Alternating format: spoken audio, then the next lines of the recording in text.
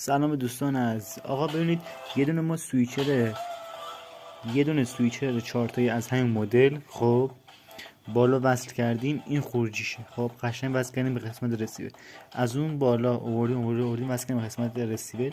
یه دونه سیم اینجا زدیم به یه دونه سیم به پورت 2 وصل کردیم به قسمت فایندر. خب ولی فرکانس های افقیشو نمیگیره، فقط فرکانس های عمودیشو میگیره. خب الان آذربایجان پورت 2، خب فرکانس ورتیکالشو میگیره، افقیش هم میگیره، چون آذربایجان رو پورت 2، ما هم رو پورت 2 گذاشتیم.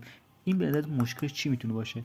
خب من اگه بخوام یاست رو بازم یاست که نه، من اگه بخوام یوتل رو بگیرم، خب یوتل فرکانس افقیشو بگیرم، یوتل پورت 3، خب پورت 3 باشه، باید اینو در بیارم وصل کنم به پورت 3 این که تا بده.